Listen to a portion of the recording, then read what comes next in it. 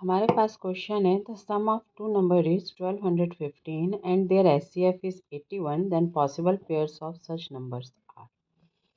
तो हम लेट कर लेते हैं कि हमारे पास वो जो दो नंबर हैं वो क्या हैं, एक्स एंड वाई। इसका मतलब क्या हो गया कि उनका सम कितना दिया है, X plus Y is equal to 1215 और उन्हीं नंबर का जो एचसीएफ दिया है वो कितना दिया है, 81।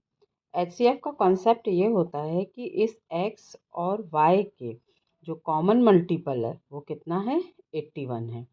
मतलब यदि हम एक्स से 81 को कॉमन ले सकते हैं और वाई से भी 81 को, तो जब एक्स और वाई दोनों से 81 ले लेंगे तो यहाँ पर हमारे पास एक उसका मल्टीपल इंटीजर आ जाएगा। इसको आप एक एग्जांपल से समझ सकते हो, जैसे मान लो 15 और 20 है ना। इसका जो एचसीएफ है इन दोनों नंबर का वो कितना है, 15 और 20 का, दैट इज इक्वल टू 5। तो जब इससे हम 5 कॉमन लेंगे तो यहाँ पे क्या बचेगा, 3 और यहाँ पे क्या बचेगा, 4। तो ये कॉमन लेने पर एचसीएफ को यहाँ पर हमारे पास दो दूसरे नंबर आ जाते हैं। तो उसी तरीके से यदि हम यहाँ से 81 को कॉमन ले लेते हैं तो x की जगह u आ जाएगा और y की जगह क्या आ जाएगा, मान लो लेट कर लेते v आ जाएगा, and this is equal to 1215। तो u plus v is equal to कितना हो जाएगा, 1215 अपॉन 81। इसको डिवाइड करने पर हमारे पास जो नंबर आने वाला है दिस इज इक्वल टू 15।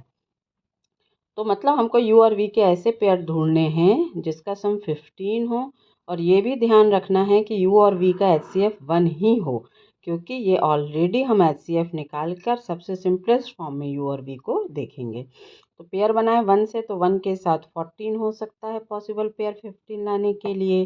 2 के साथ क्या हो सकता है, 13 हो सकता है। 3 के साथ क्या आ सकता है आपके पास पॉसिबल नंबर 15 लाने के लिए, दैट इज़ 12 है ना।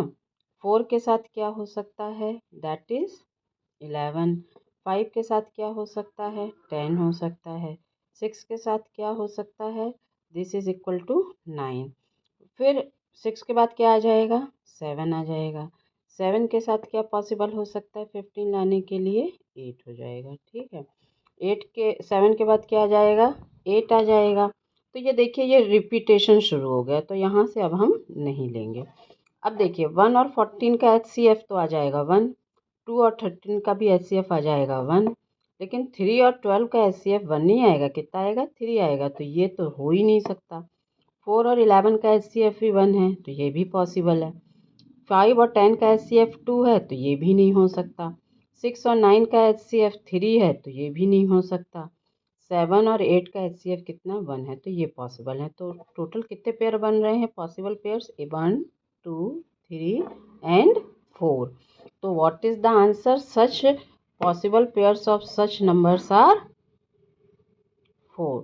तो what is the answer, answer is 4।